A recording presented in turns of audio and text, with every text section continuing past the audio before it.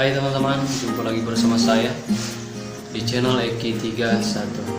Nah, di video kali ini saya akan membahas dua hal ya. Hal yang pertama, saya akan membalas komentar dari beberapa teman saya yang berkomentar melalui WhatsApp, tidak berkomentar di YouTube saya. Nah, yang pertama, saya akan membalas komentar dari teman-teman, dan yang kedua, saya akan mempraktikkan sesuai dengan apa yang menjadi pertanyaan dari beberapa teman saya. Oke, pertanyaan pertama mengenai pusat kepala. Jadi komentar-komentar ini dari teman-teman saya yang berkomentar di WhatsApp saya. Waktu itu mereka lihat video saya yang diupload pada minggu lalu, kira-kira seminggu yang lalu.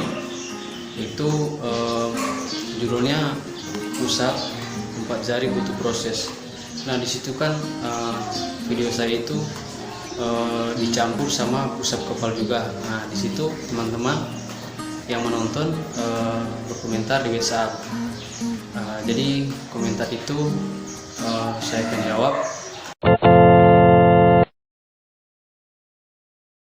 Jawaban saya tentang pertanyaan dari teman saya itu, jadi pengalaman saya ini, saya memverifikasi dengan pengalaman saya sendiri ya. Jadi pengalaman saya selama saya latihan push up, ya bermacam-macam push up. Tapi kali ini kan membahas tentang push up kepala ya. Jadi kan pertanyaan teman saya, apakah bahaya atau tidak push up kepala bisa mengakibatkan fatal, mengakibatkan kebutaan. Jadi kalau dari pengalaman saya, selama saya latihan dari umur kira-kira 16 tahun sampai sekarang, saya tidak pernah mengalami hal-hal seperti itu, di gangguan di mata atau pokoknya yang menyangkut pautkan dengan mata ya. Jadi pengalaman saya sampai saat ini ya, puji Tuhan, sehat-sehat. Jadi awal mulanya itu waktu saya latihan push up kepala itu, jadi pada waktu itu bukan hanya latihan khususnya push up kepala ya. Jadi waktu itu kan kita lagi latihan volley ya, latihan volleyball. Nah, di situ selesai latihan, ada beberapa teman saya yang melakukan push up kepala, dan ternyata saya tertarik dengan push up kepala tersebut.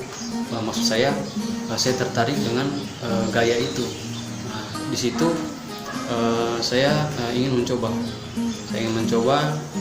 Saya latihan di rumah, latihan tidak memandang atau tidak berpikir tentang risiko yang seperti teman-teman saya bilang tadi, risiko kebutaan atau pengaruh di saraf mata, karena saya tidak mengetahui tentang efek atau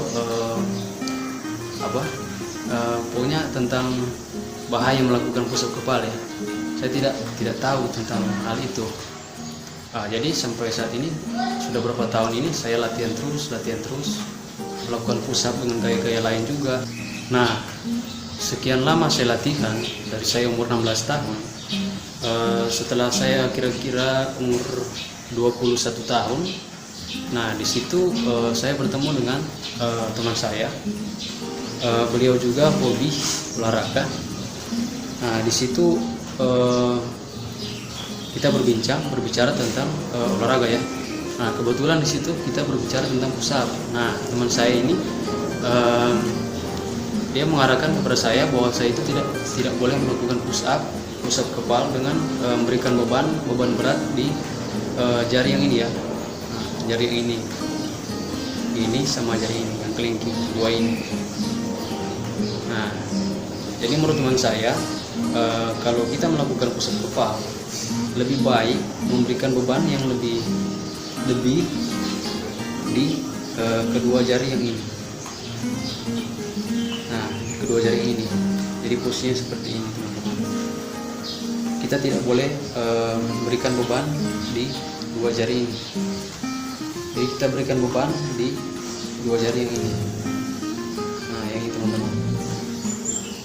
Menurut teman saya, kalau kita memberikan beban di kedua jari yang ini, itu sangat mempengaruhi di saraf mata. Itu katanya. Nah, kan saya belum tahu nih. Jadi saya baru tahu dari teman saya, ternyata katanya itu berbahaya. Nah, beruntung saja selama saya latihan bermacam gaya push up. Ya, sekarang kan kita membahas tentang push up kepal ya. Kebetulan saja selama saya latihan push up kepal, saya memang tidak pernah mendapatkan beban di jari kelingking sama jari ini, jari manis. Saya tidak pernah melakukan atau latihan memberikan beban di kedua jari ini, karena kalau saya memberikan beban di kedua jari ini, itu sangat tidak mungkin. Bebannya itu pokoknya nggak seimbang. Kalau kita melakukan push up kepal pakai dua jari ini, itu sangat seimbang. Jadi ketika kita melakukan push up itu sangat nyaman. Jadi seperti itu teman-teman.